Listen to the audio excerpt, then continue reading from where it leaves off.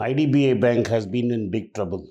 IDBI Bank was one of those new institutions which got a banking license. Later, with its main institution IDBI, did a reverse merger and both institutions together became IDBI Bank Limited. There was cases of lot of large corporate borrowings going bad. Even Vijay Mallya was given a big facility with no proper security and even that went bad. So IDBI became very sick and was on verge of bankruptcy when the central government forced LIC to invest 21,000 crores in two main tranches at very high prices and sold it 51% of the stake. Some of this came as sale of existing stock and some as preferential equity. At that time, there was a lot of talk that IDBI would function as a wing of LIC and there would be a lot of synergies which could be exploited. 2 years down the line and 1 year after the big acquisition, LIC has done no such thing. And now in the recent budget, there is a talk that IDBI Bank Limited will be sold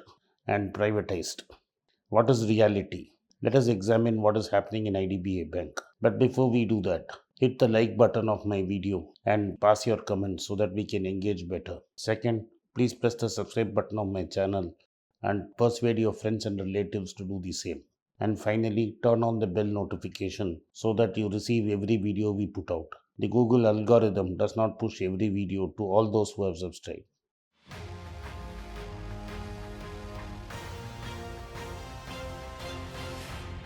Welcome back to Be Rich. IDBI Bank was put under prompt corrective action. This is a framework for lenders, and this happened 4 years ago, even before LIC could put money. The gross NPA of the bank was well in existence of 26%, and the net NPA was also same.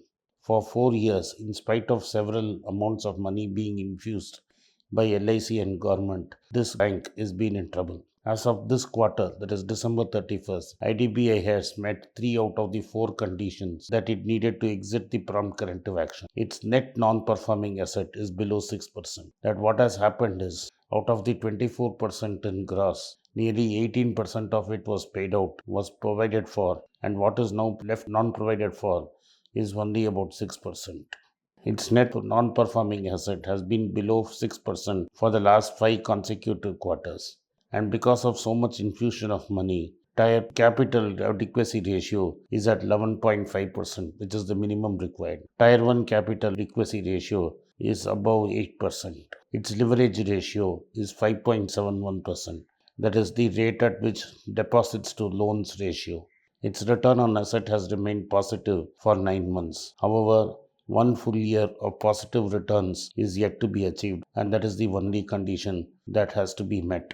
While this has been going on, and since it's in prompt corrective action, IDBI has not been able to aggressively increase its book. So its loan and deposit books have actually reduced. Its domestic advances has reached 1.52 lakh crores from 1.61 lakh crores a year ago.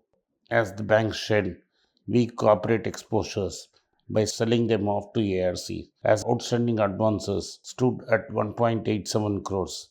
Its deposits today are only 2.24 crores compared to 2.54 crores when the restrictions were imposed. So, it made a submission to the Reserve Bank nearly 9 months ago saying that it could come out of prompt corrective action.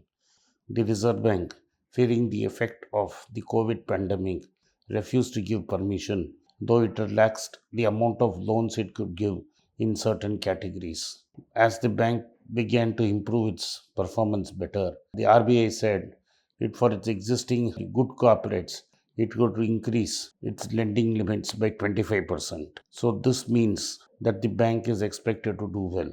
But after this comes the real bad news. Reserve Bank in January announced that it did a stress test of all banks and felt that NPA could reach 13.5% of total advances by September 2021 compared to 7.5% of September 2020. That is, the amount of NPA, non-performing assets, could nearly double in 1 year. Under severe stress, it would really double and reach 14.7%. Even though the reported bad loans have been below the expected levels, there is the looming judgment from Gajendra Sharma versus Union of India. The Supreme Court has said that there can be no recognition of bad loans till it further orders. So banks have started to recognize what is called as pro forma NPA. That is, they declare the actual NPA and then make provisions for NPAs if the Supreme Court judgment were not there. Under such circumstances, the gross NPA of the bank is 23.52, while the net NPA is still below 6. The pro forma NPA is higher by 1%, is at 24.33%. But the real danger for IDBI Bank is another 4% of its advances are currently overdue by more than 30 days and can cause additional NPA losses. This means that the bank is not at a good position. When the PCA restrictions were imposed on IDBI Bank, the bank's gross NPA stood at 24.11. While IDBI has been in PCA for 2017, its gross NPA ratios have not declined by much. Since 2019, LIC has been trying to manage this by putting 21,000 crores of its money along with some money to increase its stake. Subsequently, the government stake in the bank has been reduced to 45%. In 2 years since the investment, IDBI has sold a lot of insurance and has become the largest bank insurance partner for LIC, accounting for nearly 48% of the total business of LIC through this route. This helps the bank to get fee income. Moreover, LIC has steadily shifted funds it collects as insurance premiums to IDBI bank branches. This has helped the lender boost its CASA deposits and earn float income. The government is now looking to offload some of its remaining shareholding in the bank and thus privatizing it. So, if this bank has to be sold to a private sector management, then LIC has to shed its shares. If LIC does not shed its share, it's basically the case of the government transferring one assets from one pocket to another pocket and calling it privatization. This is nothing but crony capitalism. This is why your money in LIC is not safe, as the government raids your piggy bank to do such deals. Therefore, I caution you not to mix investment with insurance. Try to keep your insurance requirement separate from your investment requirement.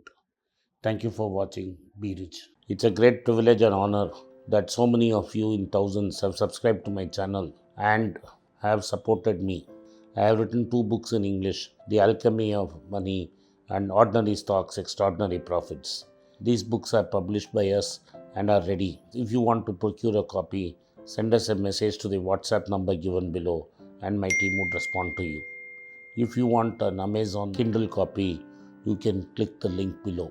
Finally, those who wish to consult with me can send a mail to berichenglish@gmail.com. Once again, I thank you for your support. If you like this video, press the subscribe button of my channel, hit the like button and turn on the bell notification.